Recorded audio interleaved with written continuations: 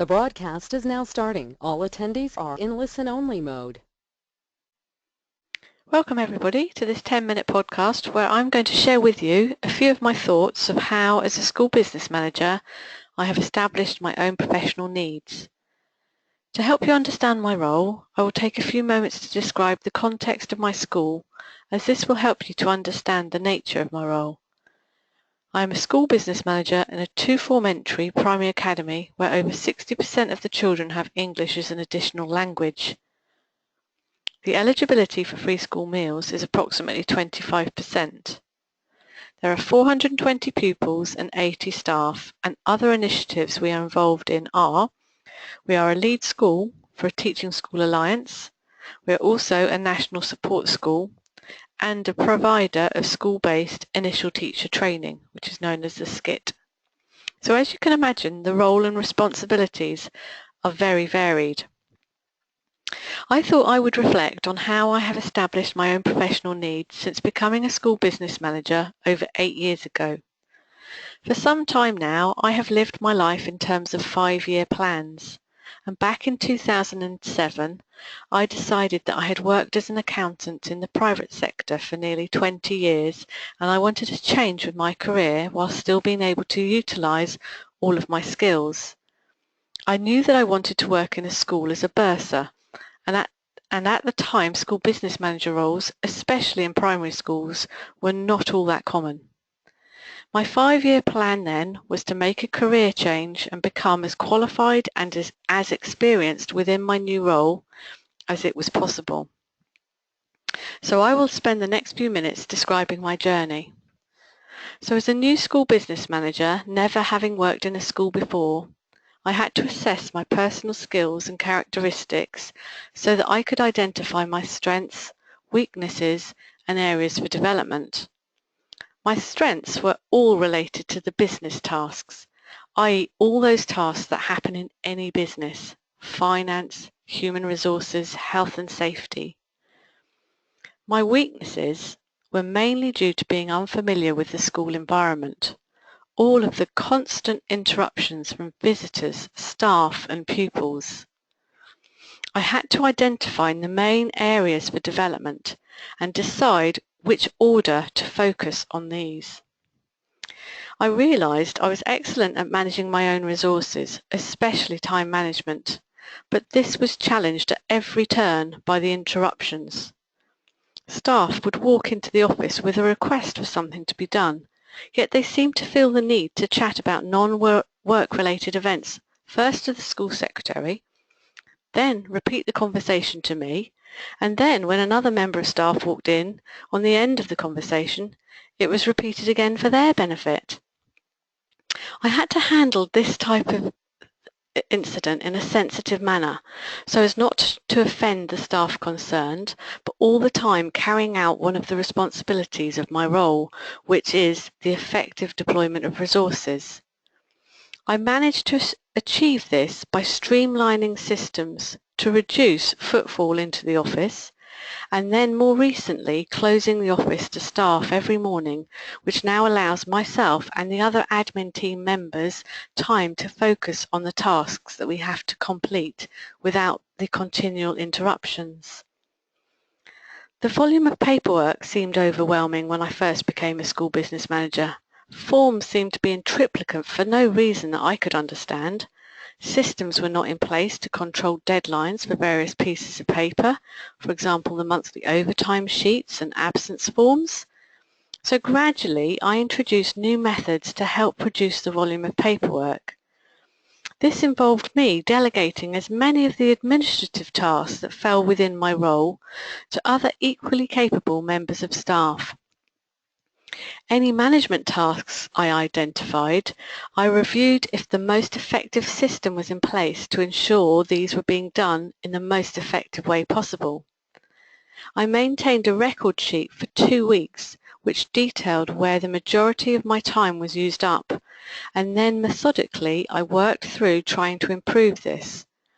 For example, meetings take up a huge amount of time, both in attending them and then in completing any actions that are agreed during them. I always question why a weekly meeting is scheduled, if perhaps it can easily be left every 2 weeks or even 3 weeks.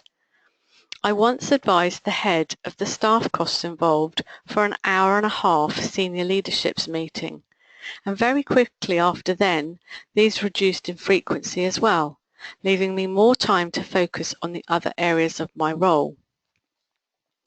These changes freed up time for me to concentrate on leadership tasks so that I could devote time and energy to creating and embedding change and vision throughout the school. Part of the process of these reviews helped me to understand my own learning style, and this in turn helped me to communicate effectively with others.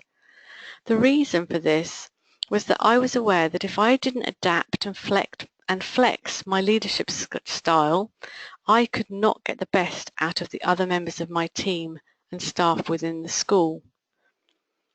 I therefore carried out a 360-degree analysis, which involved asking my line manager, my peers, and my team members certain questions that would help me to understand how they perceived me as a leader within the school.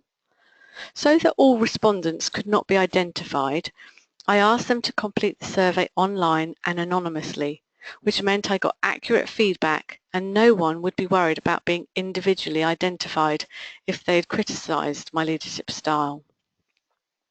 In addition to this, I carried out a SWOT analysis to identify areas for development for my own CPD, which made me realise I needed to understand more about the core business of running a school. I decided to complete the Advanced Diploma of School Business Management, known as the ADSBM, which gave me an excellent understanding of all aspects of a school and how my role as a school business manager supports the core business of improving the outcomes for all pupils. Since gaining this in 2012, I know I have made significant contributions to many areas within the school, and I can contribute on an equal level with all other members of the senior leadership team. I tend to see problems or issues from a different perspective to other SLT members, so the balance of views and opinions helps to ensure that our school is effectively managed. I have found that as a school business manager for an academy, the local authorities' support networks have no longer been available to me. So I've had to invest time in getting support from other academy school business manager groups, and these have really helped me with sharing best practice as well as being able to give each other mutual support. At all times, I know that it is crucial for me to maintain professional values and ethics, even though this may not make me a popular person with other members of staff. I am asked hundreds of questions a month on how do I do this or can I do that? Is it okay if? By answering each and every question with the same very strong professional values and ethics, I have become known as a fair but firm leader of the school. So having gained my ADSBM, and now with 8 years of experience behind me as a school business manager, how do I know that the professional needs I had identified were the correct ones? What success criteria have I used to confirm my decisions?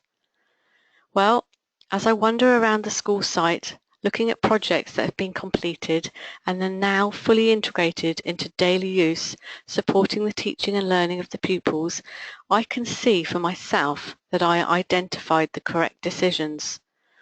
Reading the results of a RAP, that stands for the Raising Attainment Plan, for a specific cohort of pupils which I have been involved with, effectively resourcing, I know that this can be used as another success criteria, and I can use this to judge if I have been successful. I haven't achieved establishing my professional needs on my own. I have needed other resources to enable me to do this. These have included the support of my head, other key staff members, time, and lots of it, money to invest in the ADSBM course, plus a whole host of other sources of support, including my family. One of the key attributes I have is resilience, And if ever a school business manager is establishing their own professional needs, then I would recommend they include assessing their own resilience levels, as the role of a school business manager is a challenging one, and to make a success of it, resilience will be required. I hope that this has been useful to you in regards to thinking about establishing your own professional needs. Good luck, and thank you for listening.